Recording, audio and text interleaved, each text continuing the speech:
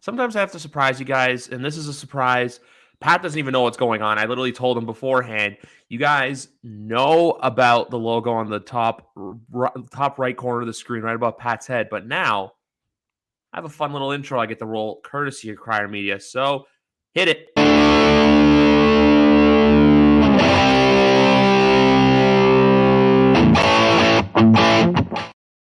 Being inserted into every single podcast will be that quick little 6-second thing just because Crier Media is the company that represents me. Like Pat Lane here is represented by SB Nation's Pat's Pulpit. With Love that it.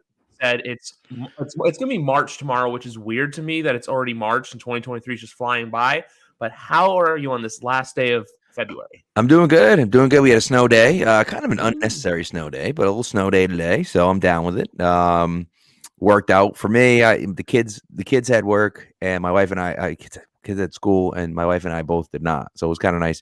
They had a 2-hour delay, so we didn't have all day, but we went out. We have a bunch of renovation that we're doing in a few months, so we went out and picked out some tile that we think we're going to be using, and then had lunch together. Even just that, we don't get a chance to do stuff like that. So it was nice to just go out and not have any responsibilities for an afternoon.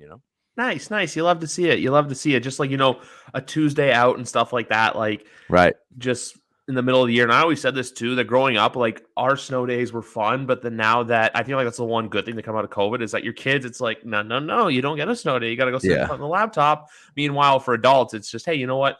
Either a day off or in Right. cases of people like me, get to work from home. So it's, you know what? You roll with the luxuries and you take what you can get. Exactly. Before we get in, obviously, this is the second Patriots episode in a row. For those of you guys who don't know, last week we had Keeping Up with the Joneses with Alex Barth of 98.5 in Boston. It was a great interview. Go back and listen to it if you want. But before we get into Patriots talk, I want to ask you quickly, because obviously, look, draft's the time of year we love. Draft is the time of year that no matter the team, we just love to watch and absorb the content. If you were running the Chicago Bears, what would you do right now? I'd trade the first pick. I mean, it's not even a question. The hard, and I understand the hard part is, do you know whether Justin Fields is a good enough passer to be a superstar quarterback? I understand that, but the problem is that you've seen enough from him where you can't turn around now and say he's not good enough, right? Maybe CJ Stroud would be better. Maybe. I don't know. But if you can turn that number one pick into multiple first round picks, which they should be able to do, you can build a better team around Justin Fields. Now, part of the problem is that you traded freaking number 32 overall for Chase freaking Claypool, which is a disaster.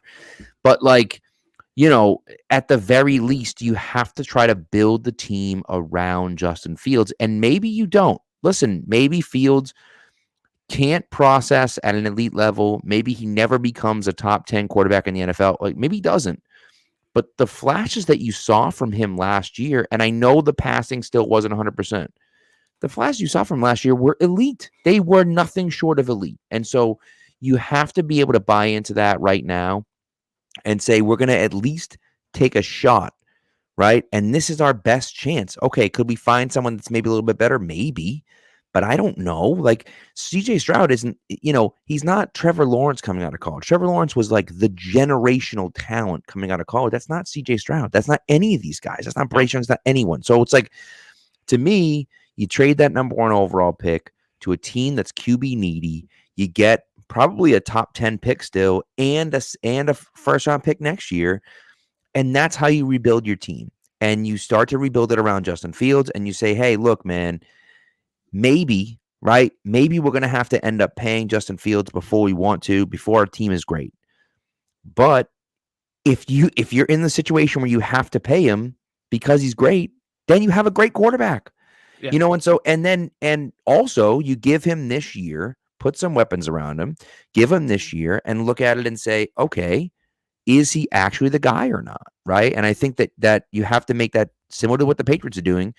You have to make that decision in the next 2 years. Now, you don't have to make it this year, right? Because you have the 50-year option. You can always give him the 50-year option and then play it all the way out and see what happens, right? You can always do that. And so you really have 2 more seasons to kind of make that decision. But to me, I think you'd be nuts to trade Justin Fields at this point. I'm the same way. I know you hear everyone saying like, oh, trade him for Bryce Young. But to be honest, I I have my doubts about Bryce only because of his size, just because he is small. Right. Unless, because it's not like, obviously, look, there's Zay Flowers, who every Patriot person I've spoken to has a crush on, whether it Mhm. be, believe you, whether it be Patriots POV McGarvin, whether it be Kyrie Thompson. There's a Right. lot of people that in Patriot land that love Zay Flowers. Charger fans, fuck off. But with this situation here, I think you've seen enough from Fields to where you know, hey, he is the guy, he's the man. Right. And to your point, I would rather have the situation that Chicago would be in where you're paying a great quarterback as opposed to a New York Jets situation where Right. you're this close to being a force and, to quote what Alex said last week, cooking with gasoline, Right. but you don't know what your quarterback's going to be. I would Yeah. rather have the quarterback situation locked down completely and work around it and build your squad. That's what many teams have done throughout the years and have been successful at. It's like Yeah. you, instead of waiting to find the missing piece, you work to what's around you. Right. And I think a team like Indy, I think a team like, I want to throw Carolina out there because they're doing a You lot of could. good this Yeah. offseason so far. Carolina's winning the offseason, and I know that doesn't say much, but at the same time, too, you got to look at it from a perspective of you get the right people in the right situations in a Right. building, and you're Matt doing Rule's there. gone. Matt Yeah, Rule's gone. They're already winning. exactly. You know? My other point too is I want to make with this is as well. Say if you draft Justin Fields and if you keep Justin Fields, you trade the pick. It's not like there's another quarterback who has the size, who has the Heisman, who's going to be number one overall next year. Oh wait, that's a thing. So worst case scenario, you're going to end up with Right. Caleb Williams, and you can trade Right. Justin Fields next year to Yeah. another quarterback needy team because every year this comes up where it's just QB needy to QB needy. So if I'm Chicago, you know what? Take the haul, move back, get like say if you trade with the Colts, you can get Will Anderson, you can get a Jalen Carter, or even if you want to go further back, I freaking love Lucas Van Ness in this draft. He's going to be an animal in the NFL. Yeah, and there's a lot of guys. I mean, there's a lot of guys in the first round. I know people saying, "Oh, there's 14, first round Yeah, grades or whatever." I mean, whatever. People come up with that number at random and whatever. But they're lottery tickets at the end of the day. right, and that's kind of what it is. But Kyrie Thompson, who you mentioned, was talking today about the rookie, resetting the rookie clock and all this crap. And it's Yeah, just like, I get it. I know, I understand it's hard to do. Patrick Mahomes, last I checked, Patrick Mahomes was getting paid a ton of money, and they just won the Super 500 Bowl, million. right? And so, like, it's not impossible to do. Now, I'm not saying Justin Fields is Patrick Mahomes, or nor is he ever going to be Patrick Mahomes. But what I'm saying is that if you have a great quarterback, you can figure things out afterwards. I know it's easier to do if you haven't, but you're also not in a situation where you're up in the air and Justin Fields is going into his 5th year. He's going into his 3rd year, Yeah, right? And so like that's and it's similar, Kyrie obviously was talking about Mac Jones and I feel the same way about Mac Jones. Like, why are you giving up on Mac Jones right now? You don't have to. You don't have to. There are good no. quarterbacks coming in the next few years too. If you find out he sucks, then you can just get someone else. But why do it now when you're not sure? It's stupid. Yeah, it's like that article that came out that was like, oh, it said Zach Bailey, but that the two of them aren't far off. I basically have been saying this. I'm pretty sure I said this to you when we spoke a month ago, but literally the Bailey Zappi thing. Zappi was brought in because they realized Jared Stidham's not a backup you can trust. Right. Meanwhile, when Matt got hurt, guess who stepped in? Guess who, I don't know, got to start at home and when you and I, the Against first time we met Yeah. and showed up the Yep. Detroit Lions, guess who went Right. into Cleveland and smoked the Browns? Bailey Zappi. And for anyone coming out there saying, oh, but the Chicago game, look, the Chicago game was an anomaly. That was a bad night on every single Right. facet of the football. So you can't control those things. Meanwhile, though, going back to the Fields and Jones argument, it's year 3. If the Bears were in a giant situation where this was the first year of Matt Eberflus, first year of Right. Ryan Poles, Right. I get trading Justin Fields. But if you do it now and he balls out and you guys go and get Bryce Young and CJ Stroud, you're just pushing your clock back further and further. Right. When in their division, we don't know what Green Bay is going to be this year. Mm-hmm. We think Detroit's going to be there, but I'm kind of cautious to that just because I don't want that, like what people have done with the Arizona Cardinals for years where it's stepping off. And that's actually Right. another point I want to make with the Cardinals. You know what's funny about the whole Cliff Kingsbury hire?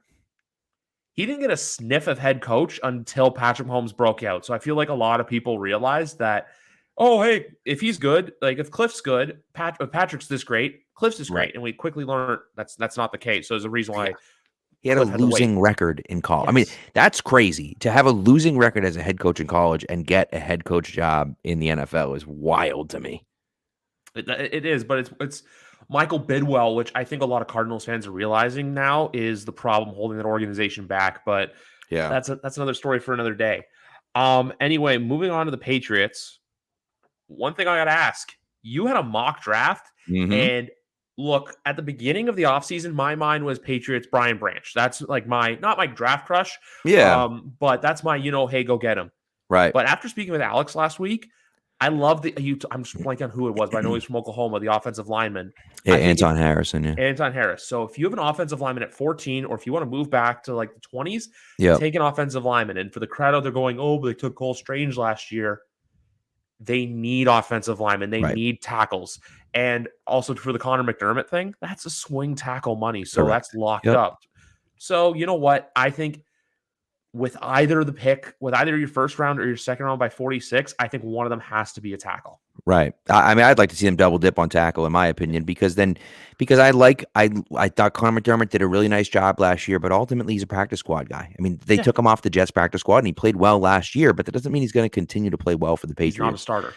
And so to me, I look at it and say, okay, sign Jawan Taylor in the offseason, right? I think Taylor's the guy. If you want to do Mike McGlinchey instead, I guess that's fine too. I prefer Taylor, but it doesn't really matter. Either one of those is fine.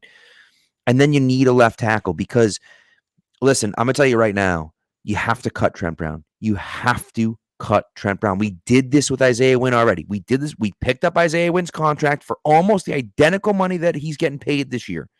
It's $11 million for Trent Brown. It was 10.5 for Wynn. And the thought process was, well, if he's halfway decent, that's a great salary for a starting left tackle. Except he's not reliable. And when he's out there, he's still not that good. And if he's not 100% bought in, it's not great. So now you're going to pay this guy $11 million when you could give that money to someone else. Yeah. Get rid of Trent Brown, get him off the team, start over at tackle. So now you sign Jawan Taylor, who's a right tackle. And listen, if you're sitting there at 14, Paris Johnson to me is the guy, right? Paris Johnson is a stud from Ohio State. He's the guy for me at 14. I think he's going to go before 14. Yeah. So assuming Paris Johnson's gone, I think it's early. I like Anton Harrison a lot. He's kind of like my second left tackle on the board. Like guys, the hard thing, like people talking about DeJuan Jones. DeJuan Jones is a right tackle, right? So like Jawan Taylor's a right tackle. So if you sign Jawan Taylor, now you got to get a left tackle, right? And so to me, that guy, to me at least, it's Anton Harrison, and so I like him a lot as the kind of the second left tackle. But 14's early. So maybe you trade back a few spots, you pick up something else, and then you draft him there. Shoot, if you're sitting there at 14 and one of those quarterbacks is sitting around, you could probably get a future first round pick to move back a few spots as well, right? And so that's the idea where you can look at this and say, all right, now I got this. Another guy who was on this mock too was Cody Mauch, and I from North Dakota State. He's this guy, man.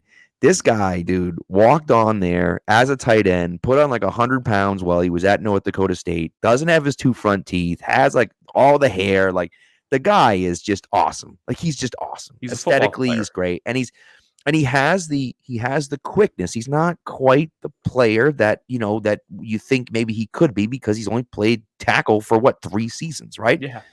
But to me, it's if you come away with both those guys, you're looking at it saying, we got, I think, a starting caliber left tackle in Harrison and a guy that might develop into a starting level guy in Mauch, and maybe he turns out to be, your swing tackle, or someone gets hurt, because we know injuries happen. So someone gets hurt and he's able to step in and fill in. So to me, you have to draft a tackle, and you can't be drafting a tackle in the 3rd round and saying, oh, he'll be fine. No, you need to have a guy that can step in day one and be your starter from the first day of camp.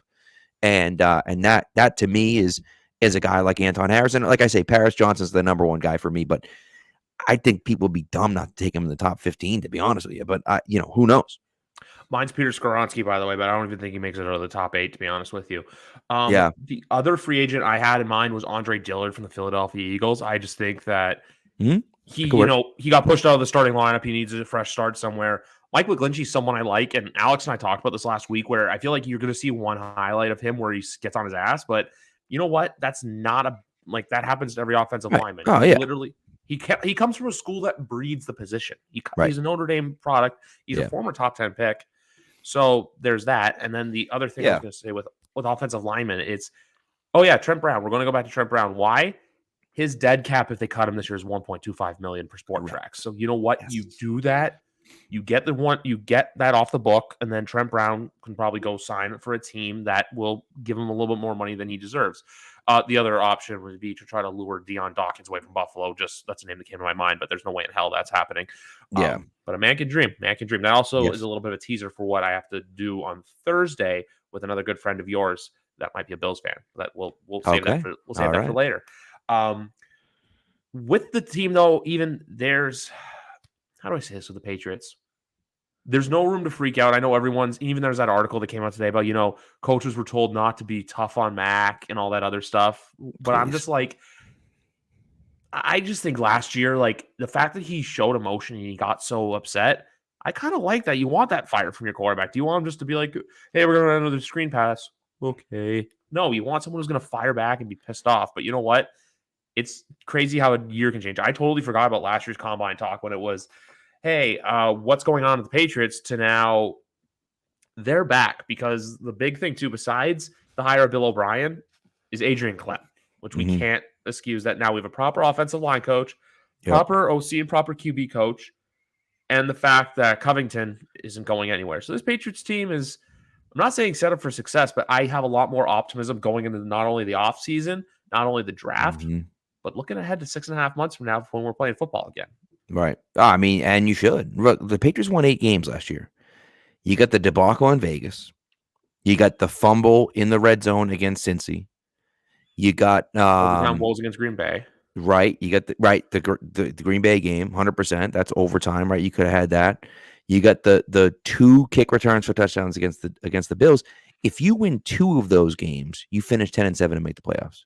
Yep. If you win 3 out of 4 of those games, you finish 11-6 and you're a good team, right? And so you were that close. And this is with, Matty P as your offensive coordinator. And look, the whole thing about Mac Jones, I get he was showboating, and not showboating, but showing up coaching and stuff. But it's like, dude, it was a disaster. Everyone knew it was a disaster. Everyone watching knew it was a disaster. Everyone that was there knew it was a disaster. He's the leader of the team.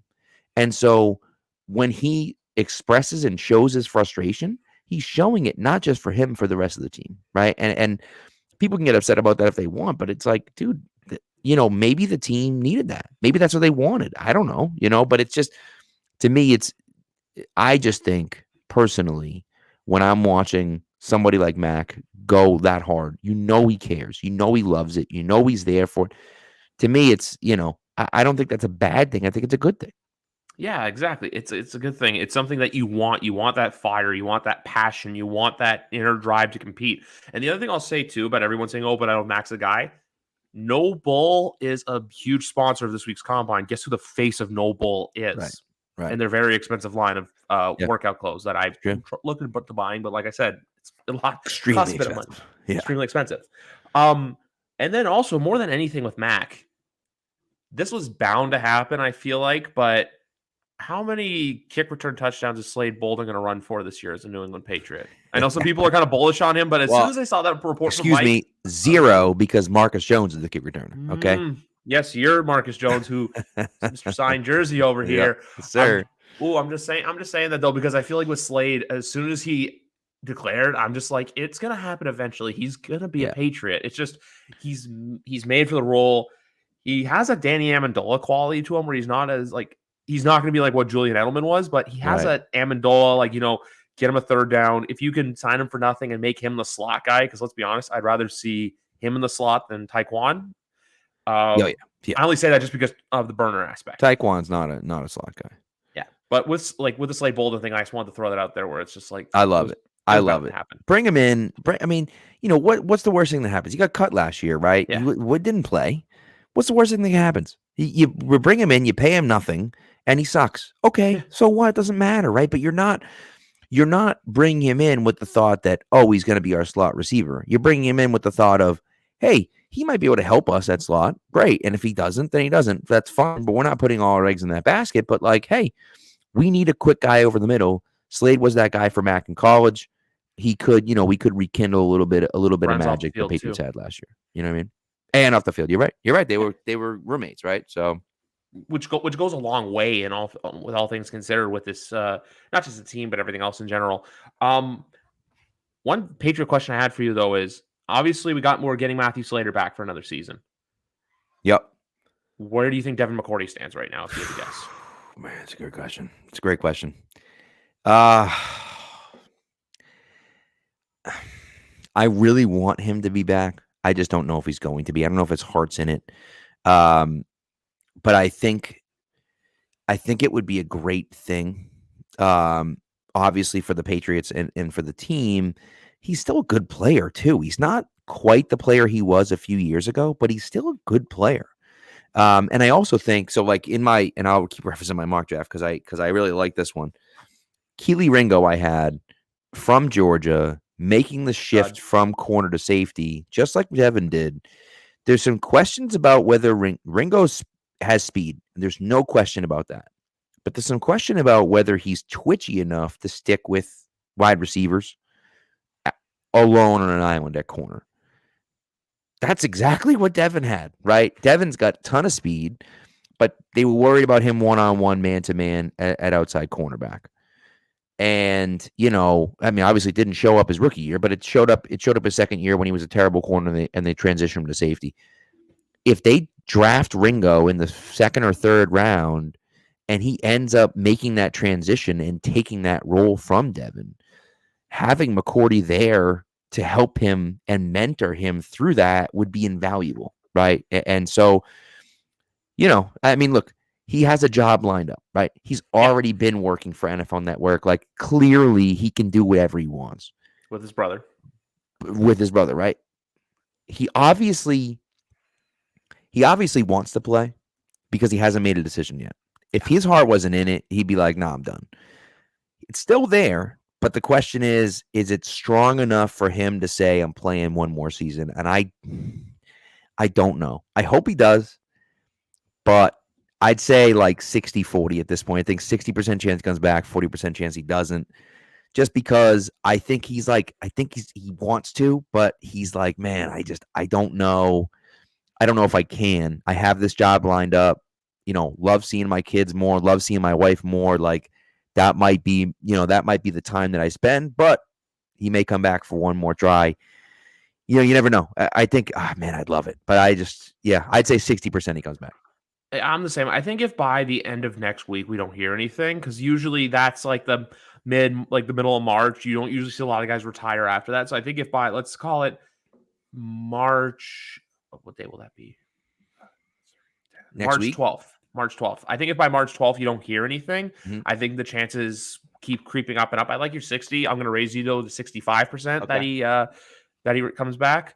So that's just me though. Like I said, I think it's great from the leadership's perspective, but you know what? Comes back, signs a very cheap deal. It's like Matthew Slater's deal. I can't get the numbers off the top of my head. I saw them from Miguel though, where it was like it was nothing. It was team beneficial. Yeah. 2 picks, actually late round picks in your draft that I love. Mm-hmm. Schoonmaker for obvious reasons. Oh yeah. Big burly tight end, and also too for everyone saying, "Oh, but there's one next year." Patriots aren't going to be in the Brock Bowers conversation, nor should they be. Let's get serious. He's even going to be a top 10 pick next year. Or even someone like Michael Mayer or Kincaid this year. I just don't think they should spend the high draft capital on a position of want. Whenever you do that, it usually backfires. Ask the Pittsburgh Steelers. So I love Dorian and also love DTR. Thompson Robinson, just because like not only was he a Shrine Bowl workout, but I love your point about being a scout team quarterback because when you look at the Patriots schedule for next year, they got to play some guys who can move. You're going to be playing Mahomes. You're going to be playing Wilson. You're going to be playing Herbert. You're going to be playing probably one of these young kids in Indianapolis, which I still expect the Patriots to win because we don't know what Belichick does with rookie quarterbacks. Right. And I don't throw Herbert's name in that conversation because Bill Belichick kind of has had his way with him. Yeah. Twice. Yep. So from that, and also too, they're going to be facing Dak Prescott. You're going to be facing Jalen Hurts next year. So you know what? Draft DTR, get him in there for scout team. So when you have to go up against these mobile quarterbacks, you're ready. You're prepared. It's, you know what? Hey, he's a third string guy. because I'm pretty sure Brian Hoyer's probably going to retire if I had to guess. You Or would if think anything, so, yeah. yeah, or he signs for super cheap. To which last year I said that was a great deal for the Patriots, but people kind of laughed at me and been like, "He's a backup," and I'm like, "You need a good backup." It's like Right. in hockey. You want a good Yeah. backup goalie. You want someone you can rely upon and trust. Hence my Bailey Zappi fandom. This is just a team that excites me right now. I can't say anything else. It's just like, oh, it feels so good Yeah. and I asked this last week. I'm going to ask this again. How do you think the stadium's coming along? What do you think of it so far? I mean, they're almost done, but they are building the lighthouse right now. It's gonna be incredible. It's gonna be incredible. It's gonna be a whole new stadium. I'm very excited about it. That's my end zone. So I'm like super excited about what it's gonna look like and how, everything's gonna look when we get in there. It's gonna be great. I'm very excited about it. But to your DTR point, I just think that people are like, oh, he can't even throw the ball, and it's like, dude, you don't need him to beat. But I will say, right? And Barth was one of the guys, right? And Barth and Lazar and everyone that was there at the Shrine Bowl was like, he's got a little more zip than we thought, right? He can sling it a little bit. And he's not like the best QB ever. I know that, right? He's like Bryce Young size. Okay, Yeah. fine. Like he's not, but Bryce Young's gonna be a top 10 pick. So like he's not Bryce Young. Don't get me wrong. But like, just because he's small doesn't necessarily mean he can't play. And again, if you're taking him in the 6th or 7th round, it doesn't really matter. You're literally like when you get to the mid to late 7th round, and even sometimes late 6th round, you're taking guys that are UDFAs. Yeah. That you like more, so you don't want to see that guy get picked up by someone else, right? You like him enough that you don't want to deal with signing him. You're just going to draft him, so then that way you have rights to him. You don't let that guy walk away so that you can't get him, right? And so that's why you don't see those 7th round picks get traded a lot, because it's like we have a priority free agent that we want, and so we're going to use this pick on that guy. Yeah, he's probably a UDFA, but now we don't have to compete with anyone else because we have him, and he's probably that type of guy. Maybe he'll be a UDFA. I don't know, but it's just a situation where I just think they don't have anybody that looks or moves like him. They don't have anyone like that. They haven't had anyone like that on their team since like Michael Bishop. I don't even know. I couldn't even tell you the last time they had a super mobile quarterback, right? And the league is like half of the quarterbacks in the league look like that, right? And so to me, if you can get a guy that can move like that, and they've had some guys here and there that have helped out scout teams and whatnot, but like a lot of times a wide receiver will switch to a quarterback or something like that, right? If you can get a guy that's smart, I think that's one of the things with DTR is that he's a smart kid. Like he's smart. He picks up things quickly.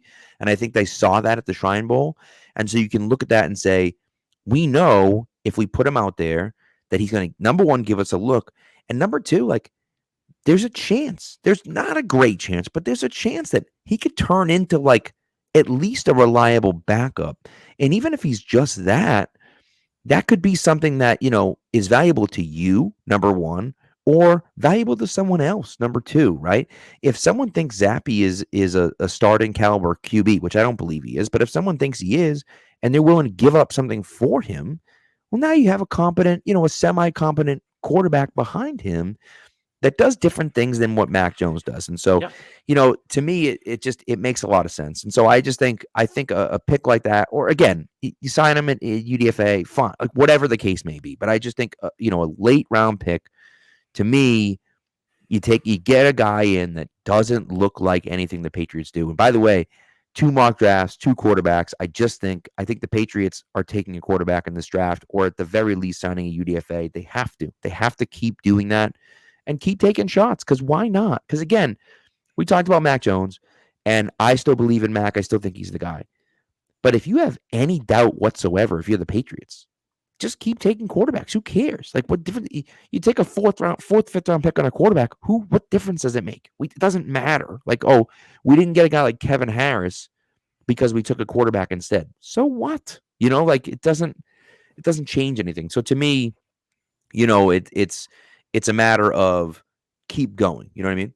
Yeah, no, I get it. And also, I want to ask you: did you put Jadakiss Bonds because of his talent or because of his name? I just got to ask that right now because there's always guys with names and stuff like that. So I just had to throw that one out there. I mean, it's a little bit of both, but I mean, like that name is a dope name. Come on, dude, Jadakiss. Like, come on. Anyone that was a fan of the Locks back in the day, so, but no, but a little bit more of the talent and what could be, but it's a fun ass name to say. 100% it is. Your point too about the 6th and 7th round picks, I love. So it's because it's not, hey, afterwards you got to go and sign the UDFAs. That's where I view guys this year when it comes to linemen as potential chances from last year's draft, which was Stuber and Yep. Hines. So we'll see Yep. what happens there, but I'm not banking on anything with those guys when it comes to starting potential. And also, I feel like if the Patriots even were to say take DTR 6th, 7th round, I don't think people should overreact to where it's, oh my God, because obviously Brock Purdy's an anomaly. So just Right. because they're taking doesn't mean anything. Like last year, too, the 49ers traded all that draft capital to get Trey Lance. They went out and drafted Brock Purdy. Why? Just because you're looking out for what your best interests are. Right. But at the same time, too, you have to know with this quarterback position, you always want to be preparing for what's next, and you always kind of want to keep an open mind on it. Unless you obviously have I think there's maybe 3 guys in the NFL right now where you leave that door, you don't open that door. Yeah, but I to think me, that, it's always a good investment. If you're yeah, drafting a quarterback and, say it's the 6th, 7th round, it's always a good investment because to me, it's like, even if that guy shows anything, someone might be willing to give you something for that guy, even if he sucks, even if he's never going to play for you. If you're the Chiefs and you're in the and he 6th retires. round, 6th, 7th round, and you're like, screw it. Like, we'll take a shot on a guy if we think he can play. And then he's never going to play for us. But if he shows something in the preseason, then all of a sudden they're like, hey, this guy's pretty good. We'll give the Chiefs a 3rd round pick for him or 4th round pick for him. And all of a sudden you've recouped, what you spent on the guy. So to me, it's always a good investment to take a quarterback. Yeah, exactly. It's one of those things. Just like, what? Hey, it's not a high risk spot with quarterback Right. because it's not Anthony Richardson, for example. It's Correct. not. It's not that. Right. Before we get into the combine as a whole in itself, the running back room this year. Yes. You have Ramondre Stevenson, you have Kevin Harris, you have Pierre Strong, JJ Taylor. I'm not putting any stock into that because he's just a practice squad guy. Yeah. Maybe gets in there once or twice. My big question for you is, do you do Damian Harris? Do you do free agent like a Leonard Fournette? Or do you go the draft rabbit hole again? Yeah, I mean, it's a good question. It really just depends on what they want. It also depends on what they see in Kevin Harris and Pierre Strong. Do you think that those guys can be reliable players for you? Not superstars, but can they be reliable players for you moving forward? I think you saw enough from those 2 guys to think that you can at least get something from them. Now, I don't think that's it, but I do think that, I feel a certain level of confidence with both of those guys. I do think that if Damian Harris is willing to come back at a reasonable price, then sure, I'll take him back. I don't think he's going to, because I think someone out there is going to pay him. Vegas. But yeah, it certainly could be Vegas, right? But anyone that has some money left over and is looking for a number 1 running back, which Vegas could certainly be doing if they let Josh Jacobs go. They don't have to give him a ton of money. He's gonna require a lot less money than Josh Jacobs is going to require. But when you get to a certain point, the Patriots are gonna say, "Well, why are we paying this guy? It doesn't make any sense." So to me, I think Harris probably moves on, and then do you take a guy? I wouldn't be opposed to them taking a guy again in the 4th round, in the 5th round, somewhere like sure, take a shot at a guy. I like Tajay Sharp, and I know people have kind of him circled because of the receiving skills out of the backfield, but I think he's going to be a little too early for what the Patriots want. He's probably going to be a 2nd round pick, maybe a 3rd round pick, maybe. I just don't think you'd spend a 2nd round pick on a running back. I think that'd be silly to do, especially when you have Ramondre. So yeah, if you want to take a guy in the 4th, 5th round that you think can be a good player that people aren't really paying attention to, sure, I'm all for that. But to me, you double dip last year. I think you got 2 guys that give you very different things, but have shown that they can play enough. And of course, you have Ramondre. So to me, it's like, yeah, sure, and we have Ty Montgomery too, who we'll see what happens with him. But yeah, I just to me, I'm not investing any serious capital into that position. I think they'll probably bring another guy in. It could be Fournette, but I think they'll probably bring at least another guy in one shape or another. But again, I'm not investing any serious capital, draft or money wise, into that position. Oh, I don't think, like, when I say running back draft, I'm not talking in Yeah. the first. No, not in the first couple rounds. No, it's a Saturday pick, and there's a guy that's probably going to go on Saturday that I really have circled on as a potential. That's Mohamed Ibrahim out of Hmm. Minnesota, just Okay. because he does have the talent and the ability. Also, someone Kyrie got me on, so you can go that route if you want. But Right. if Harris comes back at a reasonable price tag, I'm fine with it. I always thought he's going to be gone, but I view Harris in that Kobe spotlight where it's like, hey, I would love to keep him, but I know someone out there is probably going to offer him a lot more money than the Patriots are willing to spend. Right. So it's that, let's call it the Jamie Collins way, where, you Yeah. leave New England and maybe you go somewhere and you're not worth it, or you know what, you have a Christian Kirk-esque season. So Yeah. it's a big wait and see. It's a big time will tell. Yeah. But I'm doing this always. I love to do like those shifting gears, and we're going to continue doing it tonight. Don't know if you saw today at the combine, but Duke Tobin, Cincinnati's GM, came out and said, Yep. we're not trading him. Yeah. There's no way. Go out and draft and find your own. But I'm just here to say, look, if the right price comes along, or if your cheap owner, which is not a secret to anyone, Yep. doesn't want to pay him because you have two players who are going to get the Brinks truck backed up for you, it could happen. Because that's a guy in New England I started circling. Why? Look at AJ Brown with Tennessee. Now, obviously, Tennessee's in a much different position than Cincinnati, but when you realistically look at it, how much is T. Higgins worth in comparison to a Jamar Chase, to Joe Burrow? And here's the other fun one with this as well. 18 in purple and gold is due a new contract this year, and that's going to be a record setter for the NFL receiver market. Plus 88 in Dallas as well. So this year you're going to see the receiver market really get reset with these extensions. So it's something to consider if you're a Patriots fan. Do I think it's going to happen? No. Would I love to see it happen?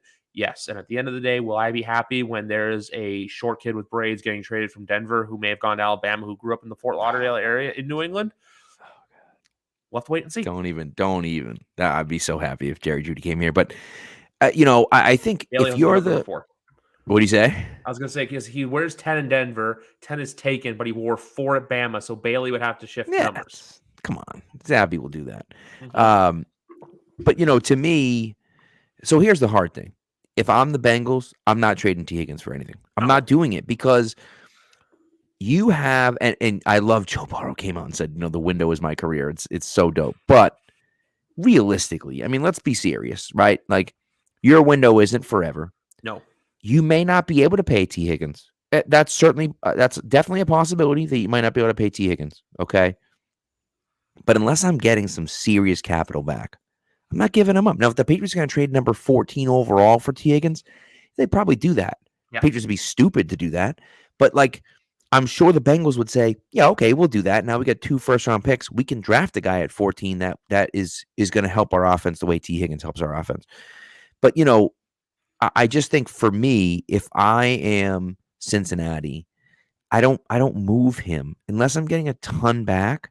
It doesn't make sense to move him. And I think that's kind of what they're saying. Now, do you lose him next offseason? It's certainly possible that you do, but you give yourself a chance to win a Super Bowl again this year, right? And let's be honest, the best bet you have to do that is with T. Higgins and Jamar Chase playing side by side. Yep. And so, it'd be silly to kind of move one of those guys. Now, again, Denver's in a very different position. Do they want to pay Jerry Jeudy? I don't know, right? Sean Payton's walking in there with trying to kind of reset things, and Jeudy might be a great teammate, and I think he is from all accounts. He's not a bad teammate in any sense of the word, but you're going to be coming up to it now, right? You got to make a decision on his 5th-year option this summer. And so, that's coming up. You got to decide that. I think you make the decision on his 5th-year option and then you trade him after that. Because to me, make that decision. Great, done, decided on that.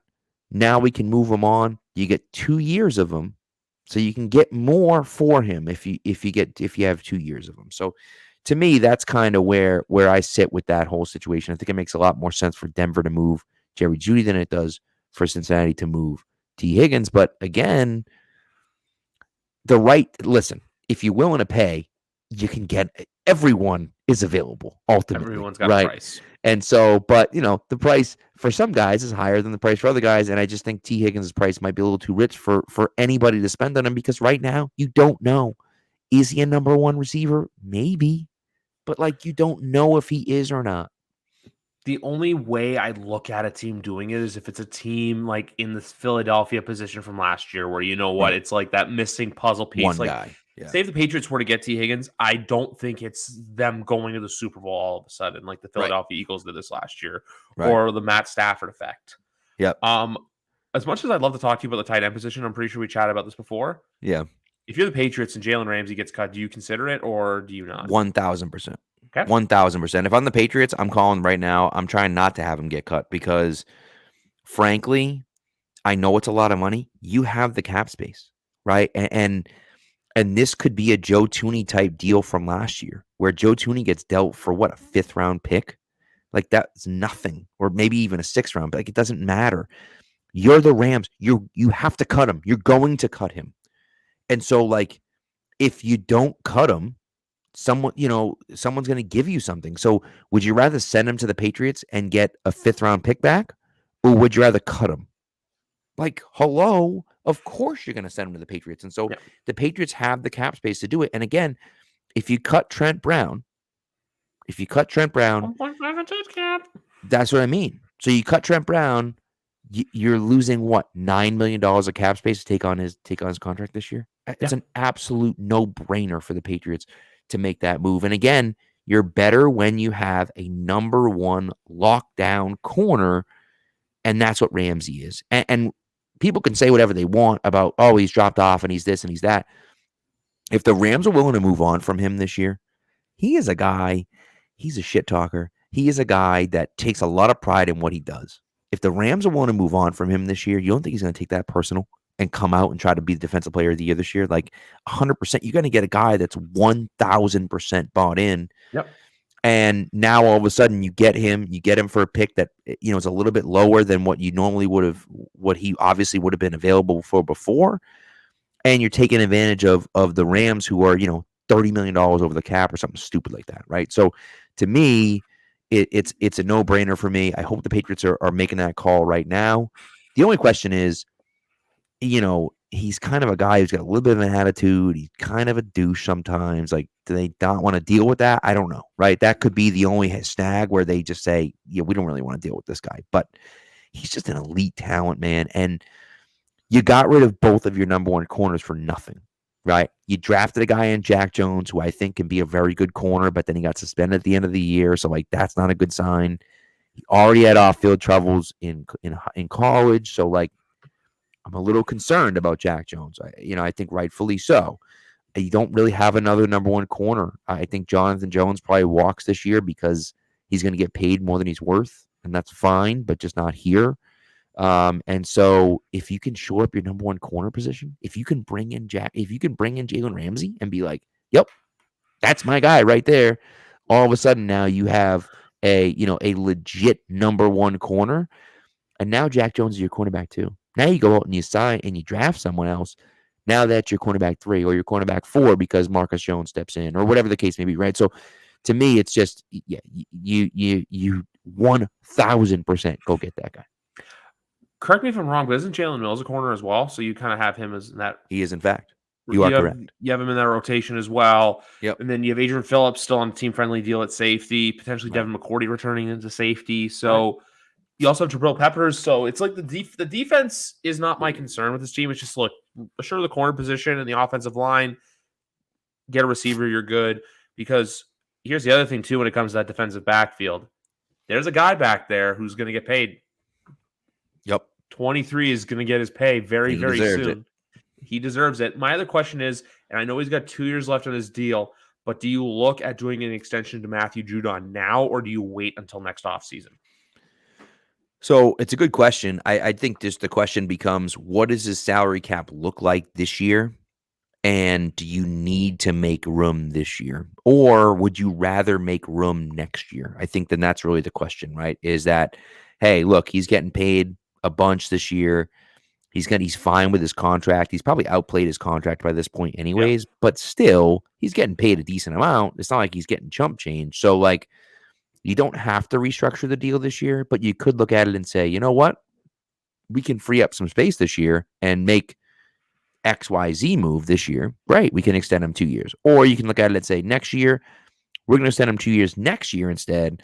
And then that's what will save the cap money that we need. So just all depends on, I think it just depends on the cap and what you're looking at there. And you know, if you decide to sign Duggar to an extension this year, all right, maybe you decide to sign him to the extension this year, and some of that cap hit kind of comes on this year because you sign him to an extension, and so you know you need to free up some cap space, so you extend Matthew Judon too, and you know and lessen his cap load this year. So it's just a question of to me when you want to clear cap space.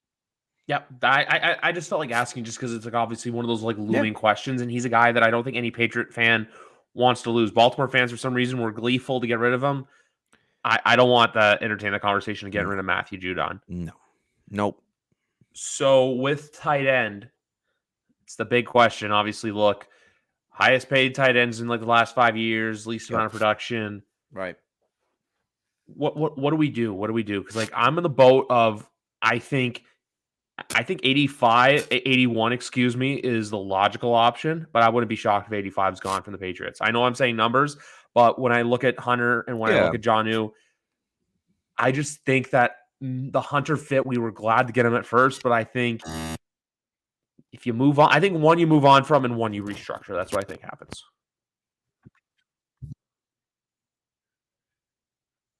I can't hear you. Let me just. We lost Pat for a second, folks. So I'm going to banter. I'm going to vamp. Oh, I think we got him back. I can hear you again. Doug, I'm back. Am I back? You are back. You are back. Good. I didn't have to vamp for too long. All right, but that's my logic. Where it's like, I think one you keep, one restructure, one gets cut. I think keeping Jonnu and cutting Hunter makes more sense just from the logistical and financial standpoints. Mm-hmm. But I think that everyone's thinking that, you know what, you keep Hunter Henry, but then you let Jonnu Smith go. So here's the problem. It doesn't make sense to let Jonnu Smith go because you got to pay him anyways. And so it's like now you're paying him to not be on your team. And like, I haven't liked what I've seen from Jonnu Smith either. But like maybe Bill O'Brien can get something out of him. Maybe he can scheme something up where all of a sudden he can look. But I don't know. I mean, just to me, it's like if you're gonna pay the guy anyways, which they are, you might as well be on the team. And so to me, Jonnu stays. And I think, look, I get you can save money by cutting Hunter Henry, and I get that people aren't happy with Hunter. I understand that. I don't blame people for feeling that way. Who's gonna play tight end? Who do you want to play tight end, right? Are you going to draft Dalton Kincaid at 14? No. Or, you know, is he going to last to 46? I don't know if he's going to, right? And so, like, are you going to draft Dalton Kincaid in the first round? Are you going to draft, you know, Michael Mayer in the first? I mean, come on, dude. Like, no shot I'm drafting Mayer. Like, no way am I drafting that guy. He's, you know, so to me, you just, I get you can save some money. But again, if you cut Trent Brown, you save the same amount of money, and you get a player that is not. I don't want to say he's easily replaceable, but the way Trent Brown played last year, that level of production is pretty easily replaceable, right? And I know the level of production from Hunter Henry sucked last year too, but you got really good production from the year before, right? And so to me, I look at it and think, man, Mac loved throwing to Hunter Henry. He was a good target for Mac. He's a good player. He does everything you ask of him. He never complains. He never bitches about stuff. He's been fairly healthy since he's been here. That was the big bugaboo with him, is that he couldn't stay healthy. He's been pretty healthy since he's gotten here. So, like, I just don't think it makes sense to get rid of him. I don't. And I understand. I get it. I know why people feel that way. But it's like, if you get rid of him, who are you going to get to play tight end for you? You know, there's not any great free agents out there. And so it's like, you know, Hunter stays in my eyes because, like, you need someone to play that position. And for Mac Jones, if you really want him to take that step And you talk about Bill O'Brien. What's important in Bill O'Brien's offenses? What was always important here in New England, Bill O'Brien was the offensive coordinator, was the slot guy, the running back out of the backfield, and the tight end. Now, of course, like he had Gronk for a part of the time when he was here. So, of course, like And that's, Hernandez. right. And so, like, can you get 65% of what Gronk and Hernandez were in 2011? 65. Can you get 50% of what those two guys were in 2011? Right? Can you get what Gronk and Hernandez were in 2010? Well, Gronk, by the way, had 10 touchdowns his rookie year. But nevertheless, can you get what those guys had in production in 2010? And Brady won the MVP, right? And so, like, to me, it doesn't make sense to get rid of those guys. And again, that's why you take a guy like Schoonmaker. I think it's great to take him late because he is that kind of big bruising tight end who can run some routes, but he's not going to threaten anyone vertically or anything like that. No. But he's like, he's a decent player who can be a really good blocker for you. And now all of a sudden you can put a guy out there that you can really trust blocking as a tight end. But like Dalton Kincaid's not blocking for you. Like, I'm sorry. He's nice, small, and he's George Kittle. I'm like, that's fine. George Kittle's a unicorn. Like, come on. Like, nobody saw George Kittle being what George Kittle is. That's why he was drafted in the 5th round and not the 1st round. So like, to me, it's just I don't see it. It doesn't make sense to me to cut Hunter Henry. I know people are talking about it and people are saying it. I just feel like it doesn't make sense because, again, you save the money, but it's like, if you really want to know how good Mac is, you're just not going to give him. You're going to give him another year without a tight end. It's like we did that in 2020 with Cam, and like it was a disaster. It was such a disaster. You went out and signed 2 tight ends. So you're going to do the same thing again this year. It's like, what the hell are we doing that for? It's stupid. I just wanted to ask, just because obviously it's a hot button topic within Patriot land. Yep. And I'm going to take you back into a time machine before you and I knew each other, to a tweet from Schefter that says Panthers re-sign Greg Olsen, or that's Greg Olsen signed with the Panthers. Yep. I don't know if you can read this, but right there it says, "Meh, we'll wait for Hunter Henry." That was February 18th, 2020. That was for me. Love it. Then I was always on the Hunter Henry train on October 3rd at 9:21. That's why we got Hunter Henry. That was the Buccaneer game. Yep. Are you kidding me? Hunter Henry on October 17th, 2021. To meet Cynthia Freeland on March 11th, 2021. Love where you have Hunter Henry going. And the one that I used so much throughout the last season, good things happen when you throw Hunter Henry the ball. So for as much of a down 2022 he had, Right. we know what he's capable of. I would love to see him on the team in 2023. And here's the other thing, too. There is one tight end I could see them drafting because I can see him maybe lasting till 46. And this is a big maybe, or maybe even falling into the mid-30s. That's Darnell Washington from Georgia. I think that's the only logical pick that makes sense. Kincaid and Mayer have the talent. But here's the thing. Travis Kelce was not a talent until maybe 2016 or 2017. And that was 4 or 5 years into his NFL career. Gronk is a unicorn. Kyle Pitts is not. We haven't seen Kyle Pitts. Look, coming out of college, he was supposed to be this generational great talent. Yep. Even guys like George Kittle, 5th round pick. Mark Andrews, I think he's a 2nd or 3rd round pick. Right. Tight ends take time to blossom. You need to let them marinate. I've said this metaphor on the podcast. It's like cooking a steak. You don't just throw it on the grill raw and expect it to taste great. You got to let it soak. You got to let it marinate. You got to let the juices and the spices cook into the meat. The tight end position is a very similar thing. Yeah. To where, it doesn't happen overnight. Even guys like, I don't think Shannon Sharp was not a high draft pick.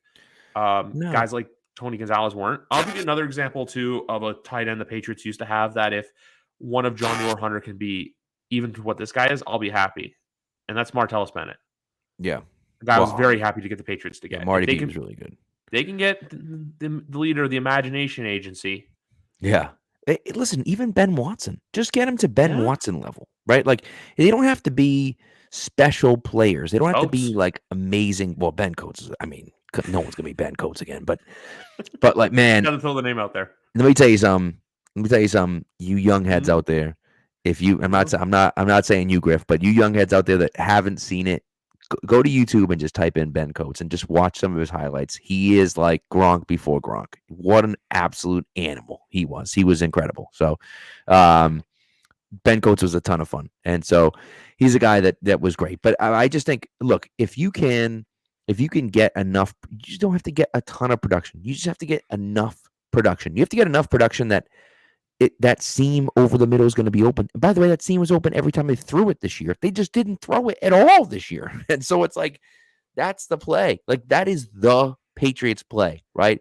Play action fake. Everyone does something, seam down the middle, bam, it's wide open. Like, that's the play. And they didn't run it last year. They ran it like 3 times last year, and it was open every time. And Hunter Henry made a catch on it. And then sometimes you make a play, sometimes you break a tackle, sometimes you get tackled, fine. But like, to me, it's just, give Hunter Henry another year.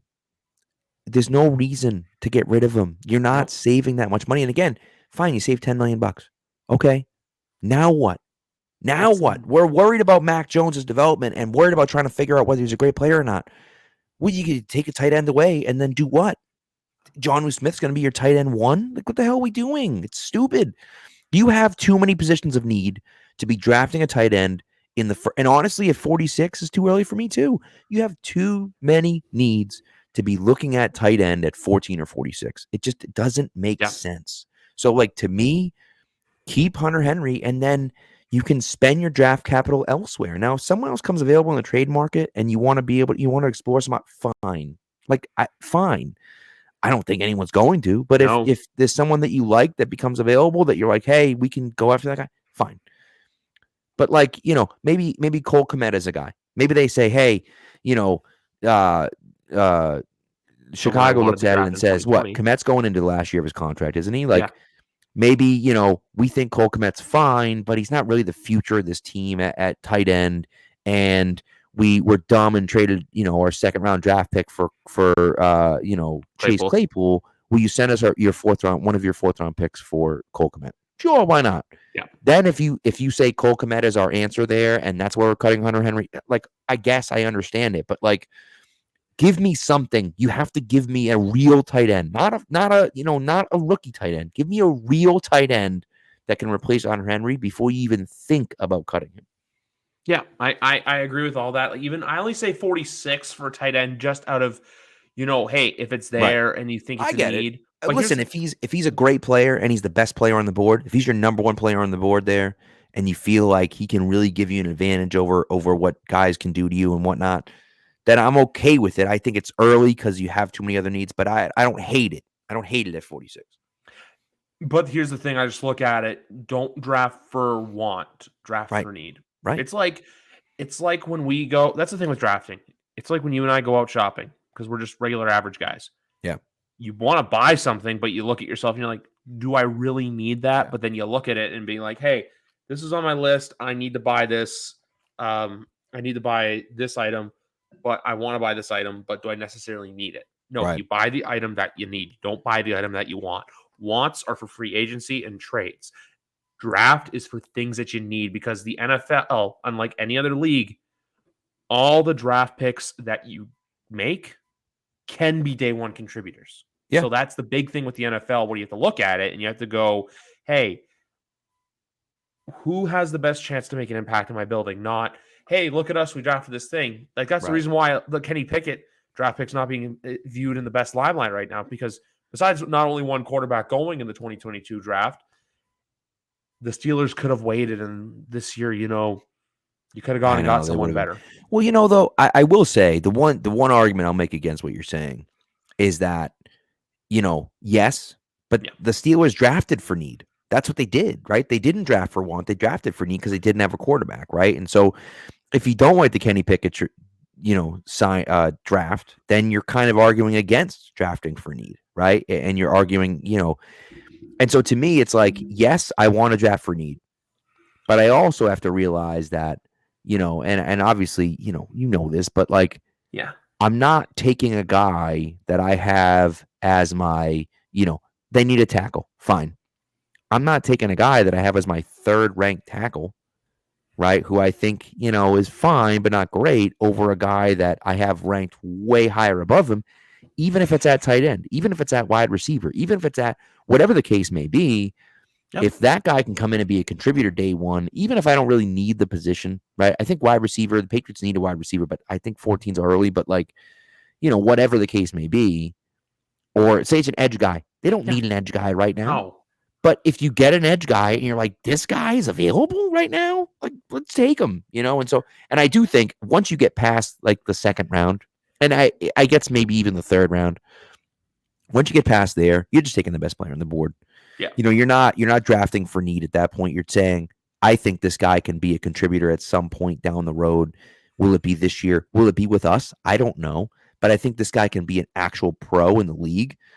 And so I'm willing to take a shot on him. And so it's tough because you do want to draft for need, but you also need to understand that, like, when Austin Gale always talks about, it's opportunity cost, Yeah. right? It's what are you getting? If you draft a starting left tackle in the first round, you're saving a ton of money because those guys are super expensive. If you draft a cornerback in the first round, you're saving a ton of money because those guys are super expensive. If you draft a guard in the first round, you're not saving any money, right? Like, yeah, he's going to be cheap, but like the number one guard in the league doesn't get paid a ton of money. You're not saving a ton of money. Now, does that mean that the Cole Strange picks suck? No, of course not. But like, for the Patriots, they could have invested in a position where they're going to save more money and that draft capital will mean more. Yeah. And so to me, that's why I feel about tight end. I'm like, you don't take a tight end early because there aren't a lot of great tight ends in the league. The chances of you hitting on a tight end early is not good because there aren't many good tight ends.